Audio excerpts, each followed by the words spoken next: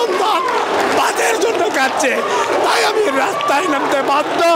আমার সন্তানরা গুলিতে মরছে, মেধাবী ছাত্ররা যারা আগামীতে দেশ চালাবে তাদের মেরে ফেলছে, তাহলে আমি বেঁচে লাভ কি? ভারতের সাথেই সম্পর্ক রাখতে চাই, কিন্তু আমাদের দেশের ইজ্জত মান সম্মান এবং মাথা বিকিয়ে না। আমরা আমাদের দেশের স্বাধীনতা সার্বভৌমত্ব বজায় রেখে আমরা আমাদের প্রতিবেশী রাষ্ট্রের সাথে ক্ষমতা বজায় রাখবো, যেখানে তাদেরও স্বার্থ থাকবে আমাদেরও স্বার্থ থাকবে। আমি ভোট দিতে পারি না, আমার ভোটের অধিকার রাখছে, কারো অধিকার আছে? তাহলে ও কিসের মাননীয়? ও অমাননীয় প্রধানমন্ত্রী। বাংলাদেশের যে সংখ্যাগরিষ্ঠ জনগণ তারা আওয়ামী লীগও না, তারা জামাতরা, তারা জাতিবাদী ফ্যাসিজম বা ধর্মবাদী ফ্যাসিজম কোনোটারই পক্ষে না। মোরা ঝরনার মতো চঞ্চল, মোরা বিধাতার মতো নির্ভয়, মোরা প্রকৃতির মতো সচ্ছল, মোরা ঝঞ্ঝার মতো। আমরা দেখছি এখানে, আপনারা যেমনটা দেখছেন যে বিভিন্ন জায়গা থেকে মানুষেরা এসছেন, সাংস্কৃতিক মঞ্চ থেকে মানুষেরা এসছেন, তারা ওখানে নাটক করছেন, তারা গান করছেন, একটা পথনাটিকা তারা ওখানে পারফর্ম করছেন।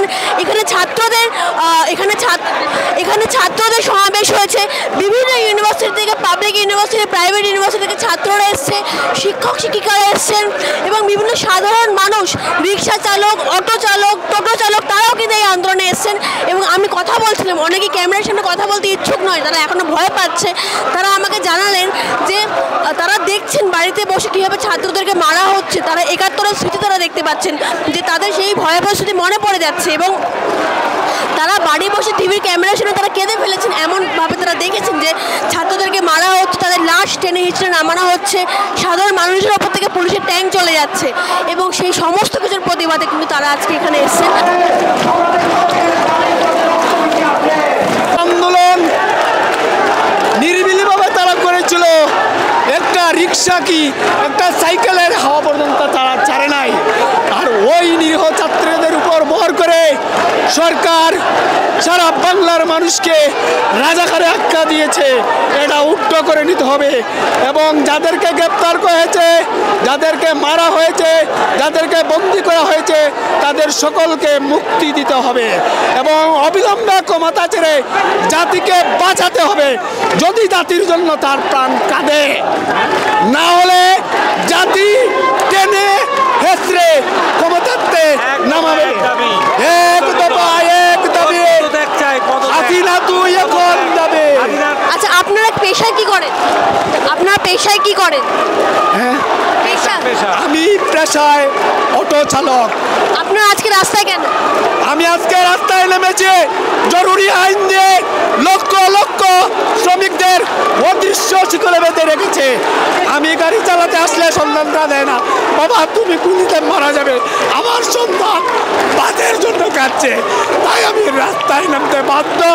আমার সন্তানরা গুলিতে মরছে, মেধাবী ছাত্ররা যারা আগামীতে দেশ চালাবে তাদের মেরে ফেলছে, তাহলে আমি বেঁচে লাভ কে? আমি বেঁচে লাভ কে? এই রাস্তায় নেমেছেন, আপনাদের দাবি কি? হাসিনার পদত্যাগ দাবি নিয়ে নেমেছি যে অতি সত্বর সে যেন ক্ষমতা ছাড়ে। মোরা প্রকৃতির মতো সচ্ছল, মোরা ঝঞ্ঝার মতো। আমাদের টাকায় স্কুলের বদনাটাও কেনা হয় এবং আমাদের রাজাকার বলবে, আমরা এটা মেনে নিতে পারি না। এই সরকারের অতি দ্রুত পদত্যাগ চাই। আপনাদের রাগ কোনটা? শেখ হাসিনা আপনাদেরকে রাজাকার বলেছে সেটা, নাকি এত ছাত্র মারা গেছে সেটা? মারা গেছে এইটা, ছাত্ররা মারা গেছেন সেটা? আমি কখনো দল মতে নামি নাই, আমার ছাত্র মারা গেছে, আমার সন্তানরা মারা গেছে, আমি এই জন্য নামছি। তার আগে কি আপনারা শেখ হাসিনা সরকারের পক্ষে ছিলেন? হ্যাঁ, আমি আগে পক্ষে ছিলাম না, আমি কথা বলবো না। লাস্টবার কি ভোট দিয়েছিলেন? আমি রাজনীতিভাবে কখনোই নামি না, কিন্তু আমি আওয়ামী লীগের সাপোর্ট করি না।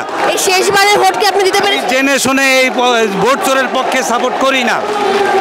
আপনি কি ভোট দিয়েছিলেন না? দিন। আমি ভোট দিতে পারি না, আমার ভোটের অধিকার রাখছে, কারো অধিকার আছে?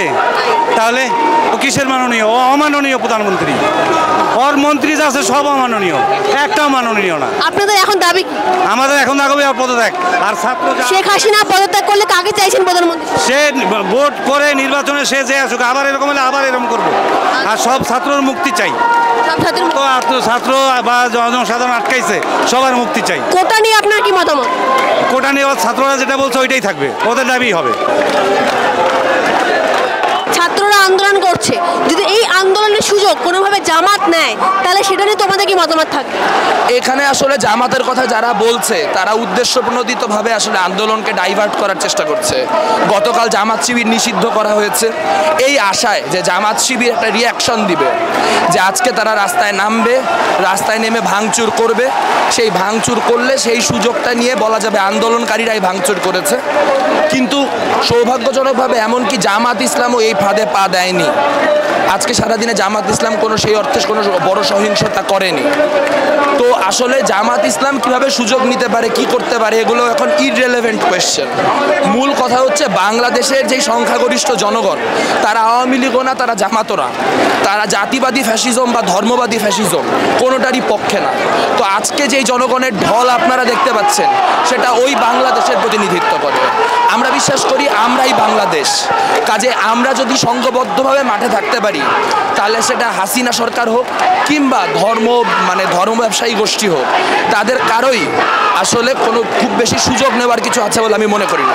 তুমি যেমনটা বললে যে হাসিনা কালকে জামাতদেরকে নিষিদ্ধ ঘোষণা করেছে, কথা অনুযায়ী জামাতের আজকে রাস্তায় নামার কথা, কিন্তু তারা নামেনি। কোথাও কি তারা ওই ছাত্র আন্দোলনকে সমর্থন করছে যাতে ভবিষ্যতে কি তারা সুযোগ তুলতে পারে? আবার জামাতরা রাস্তায় নামেনি, তাদের নামার কথা, কারণ শেখ হাসিনা তাদেরকে নিষিদ্ধ করেছে। তারাও কোথাও ছাত্র আন্দোলনকে সমর্থন করছে, তো কোথাও কি তারা ওয়েট করছে ছাত্র আন্দোলন সফল হোক তারপর তারা সুযোগ নেবে? কি মনে হয়? আসলে ছাত্র আন্দোলন সফল হলে তো এটা একটা গণ অভ্যুত্থানের মধ্য দিয়ে সরকার পড়বে, তাতে জামাতের কোনো লাভ নাই। জামাতের লাভ আছে যদি এই ঘটনাটা সশস্ত্র হয়ে ওঠে, যদি সরকার আরও দমনপীড়ন চালায়, যদি মিলিটারি ক্ষমতা নেয়, যদি অন্যভাবে হয়, তাহলে হয়তো জামাত সুযোগ নিতে পারে। কিন্তু আমরা মনে করি বাংলাদেশের সকল প্রতিক্রিয়াশীল শক্তিকে ঠেকানোর একমাত্র উপায় এখন রাস্তায় জনগণের স্বতঃস্ফূর্ত অংশগ্রহণ। বরং শুধুমাত্র ছাত্র আন্দোলন সফল হলে, এখন যে ছাত্র আন্দোলন নাগরিক আন্দোলনে পরিণত হলো, এই নাগরিক আন্দোলন সফল হলেই স্বৈরাচারী সরকার আওয়ামী লীগের পতন সম্ভব এবং জামাতকেও রুখে দেওয়া সম্ভব। আমরা দেখতে পাচ্ছি তোমরা বলছো যে পদত্যাগ চাও, তাহলে পদত্যাগের পরে কে ক্ষমতায় আসবে, কাকে ক্ষমতায় চাও? এই ইন্টারিম গভর্নমেন্ট কেমন হবে তাই নিয়ে ইতিমধ্যেই নানান রকম ফর্মুলা আছে। আমরা গত নির্বাচনের আগে ইন্টারিম গভর্নমেন্টের কথা বলেছিলাম। তো সেই ইন্টারিম গভর্নমেন্টের নানান রকম পূর্ববর্তী পদ্ধতিও বাংলাদেশে আছে, তত্ত্বাবধায়ক সরকারের মধ্য দিয়ে বা তদারকি সরকার নামে একটা নতুন জিনিসও সাজেস্ট করা হয়েছে বামপন্থীদের তরফ থেকে। এর বাইরেও মডেল থাকতে পারে।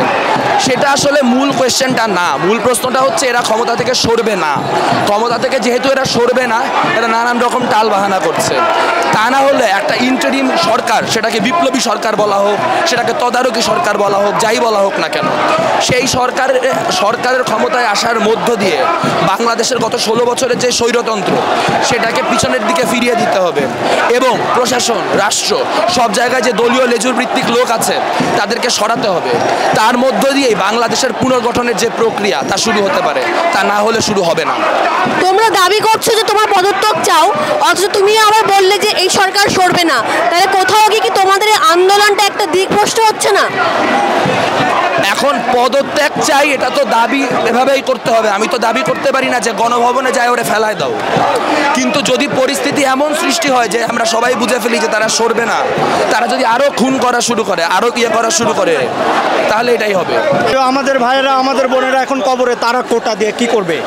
আমাদের কোটার দরকার ছিল তখন যখন আমাদের দাবি মেনে নিত, কিন্তু মেনে না নিয়ে আমাদের বুকে গুলি করে বুক পুড়ে দিয়েছে। এখন তো আর কোটা দরকার নাই। যাদের জন্য কোটা দরকার তারাই তো নাই। যারা মারা গেছেন তাদের মধ্যে আপনার চেনাশোনা পরিচিত কেউ রয়েছে? জি, আমার পরিচিত রয়েছে, আমার জুনিয়র রয়েছে। তারা পুলিশের গুলিতে মারা গিয়েছে? জি। তাদের পরিবারের এখন কি অবস্থা? তাদের পরিবার এখন অত্যন্ত শোকাহত, এবং একটা পরিবার থেকে একটা প্রাণ চলে গেলে কি অবস্থা হয় এটা সবারই জানার কথা। এটা অবৈধ প্রধানমন্ত্রী নিজেও জানেন। বারবার তিনি তার বাপকে বেছে বেছে এই রাষ্ট্রটাকে ধ্বংস করে দিচ্ছেন। তিনিও জানেন যে একজন পরিবারের সদস্য দুনিয়া থেকে চলে গেলে কত কষ্ট। তাদের মধ্যে দুঃখ প্রকাশ করেছেন আপনারা? তার দুঃখ, এটা মায়া কান্না এই মায়া কান্না তো সে 15 বছর ধরে করে যাচ্ছে, তার নাটক, তার অভিনয় দেখতে দেখতে আমরা ত্যক্ত বিরক্ত। আপনারা কি চাইছেন এই মুহূর্তে? এই মুহূর্তে চাই স্বৈরাচারের পদত্যাগ এবং বিচার। আমাদের ভাইদের রক্তের বিচার চাই, আমরা রক্তের বদলা চাই। তাহলে শেখ হাসিনা যদি প্রধানমন্ত্রী পদত্যাগ করেন তাহলে কাকে প্রধানমন্ত্রী হিসেবে চাই? তাকে প্রধানমন্ত্রী হিসাবে আমরা দেখতে চাই, সেটা বিষয় নয়। এখানে একটা সুষ্ঠু যদি ভোট হতে পারে, সুষ্ঠু ভোটের ভিত্তিতে জনগণ যাকে মত দিবে সেই প্রধানমন্ত্রী হবে। এই প্রধানমন্ত্রী তো ভোটে জিতেই এসছেন। এই ভোটে জিতে গেলেও দেশের মেজরিটি কখনোই এই ভোটে অংশগ্রহণ করেনি। যদি করতো তাহলে রাতের ব্যালটে তারা প্রধানমন্ত্রী হইতে হতো না, এত সেনাবাহিনী পুলিশ বাহিনী দিয়ে তাদের গণভবন ঘেরাও করে রাখতে হতো না। প্রতিটা গেটে কেন সেনাবাহিনীর ট্যাঙ্কার রেখে দিতে হয়? তিনি যদি গণমানুষেরই প্রধানমন্ত্রী হয়ে থাকেন। মানুষ ভোট দিতে পারেনি, তিনি জোর করে এসছেন ক্ষমতা। 100% তিনি জোর করে ক্ষমতায় এসছেন এবং তাকে আশেপাশের রাষ্ট্র, বিশেষ করে ভারত, ইসরায়েল তাকে হেল্প করছে এবং আমাদের রক্তে তাদের দাগ লেগে গেছে। ভারত ইসরায়েল কিভাবে তাকে হেল্প? ভারত ইসরায়েল বিভিন্নভাবে তাকে হেল্প করছে। এটা একটা জিও পলিটিক্যাল ইস্যু আমি বলে মনে করি, কারণ এই জিও পলিটিক্যাল ইস্যুতে আমেরিকা আসতে চায়, আমেরিকাকে তারা ঢুকতে দিতে চায় না। তাই জন্য চীন, ভারত, ইসরায়েল এবং রাশিয়া একসাথে আপনারা আমেরিকাকে চান বাংলাদেশ? আমরা আমেরিকাকেও চাই না, আমরা স্বাধীনভাবে বাঁচতে চাই। আমরা আমাদের নিজেদের মতো নিজেদের রাষ্ট্র সুন্দরভাবে স্বাধীনভাবে গড়ে তুলতে চাই। ভারতের বিরুদ্ধে আপনাদের কি কি ক্ষোভ রয়েছে? ভারতের বিরুদ্ধে আমাদের ক্ষোভ রয়েছে, তারা কেন আমাদের অভ্যন্তরীণ বিষয়ে নাক গলায়, তারা কেন আমাদেরকে কন্ট্রোল করতে চায়। কিন্তু ভারতের হেল্প নিয়ে তো 71-এর স্বাধীনতা পেয়েছিল বাংলাদেশ। 71-এর স্বাধীনতা সেটা তাদের উদ্দেশ্যে, তাদের স্বার্থে তারা হয়তো হেল্প করেছিল, ওইটা এই স্বার্থ ছিল বলে মনে হয়। তারা আমাদেরকে কন্ট্রোল করবে, আমাদের এই ভূমিটাকে। তাহলে তো পুরো বাংলাদেশকেই ভারত কবজা করে নিতে পারে। হ্যাঁ, তো এখন তো করতেছে তাই, এখন তো তাই করতে। তখনই তো করতে পারতো। এটা কি মনে হয় না যে বৈদেশিক নীতিতে ভুল আছে বাংলাদেশে, নাকি ভারতের দোষ বলে পুরোটা মনে হয়? ভারতেরও ভুল আছে, আমাদের বাংলাদেশের রাষ্ট্রীয় ক্ষমতা, রাষ্ট্রীয় চেয়ারে যারা বসে আছে তারাও এটার অপব্যবহার করছে। তারা তাদের বিভিন্ন দোষ অপকর্ম ঢাকার জন্য তারা সন্ত্রাসে মিলিত হয়ে গেছে, যার কারণে সেনাবাহিনী ক্যান্টনমেন্টগুলো এখন সন্ত্রাসী এবং জঙ্গি আড্ডাখানা হয়ে গেছে। আচ্ছা, কোনো তো বিদেশের বিভিন্ন দেশের সঙ্গে সম্পর্ক ভালো রাখতে হয়, যদি ভারতের সাথে না রাখতে চান তাহলে কাদের সাথে সম্পর্ক রাখতে চান? ভারতের সাথেই সম্পর্ক রাখতে চাই, কিন্তু আমাদের দেশের ইজ্জত, মান সম্মান এবং মাথা বিকিয়ে না। আমরা আমাদের দেশের স্বাধীনতা, সার্বভৌমত্ব বজায় রেখে আমরা আমাদের প্রতিবেশী রাষ্ট্রের সাথে ক্ষমতা বজায় রাখবো, যেখানে তাদেরও স্বার্থ থাকবে, আমাদেরও স্বার্থ থাকবে। যদি তাই না হয় তাহলে তারা কেন পুরো রেলপথটা আমাদের পুরো বাংলাদেশকে মাকড়সার জালের মতো ঘিরে ধরলো? তারা তো চাইলে দিনাজপুর দিয়ে ওই দিক দিয়ে ছোট্ট একটা রাস্তা করিডোর করে ওই দিক দিয়ে যেতে পারতো। কেন তারা এই দিক দিয়ে ঢাকা দিয়ে দখল করে পুরো ব্রাহ্মণবাড়িয়া, পুরো বাংলাদেশটাকে দখল করলো তারা? এগুলো নিয়ে আপনাদের কিছুই জানি না, কেন জানবো না? একটা মানে বাংলাদেশের সরকার বাংলাদেশের মানুষের কাছ থেকে অনুমতি না নিয়ে এই সিদ্ধান্ত গ্রহণ করেছে, তার জন্য আপনারা বিক্ষুব্ধ? অবশ্যই বিক্ষিপ্ত, শুধু এটা না, আরো হাজার হাজার কারণ আছে যেগুলো বলে আমরা শেষ করতে পারবো না। একটা দেশ আরেকটা দেশের বন্ধু হতে পারে, কিন্তু একটা দেশ আরেকটা দেশের দাস হতে পারে না। এই জন্যই আমাদের অনেক ক্ষোভ মাথায়।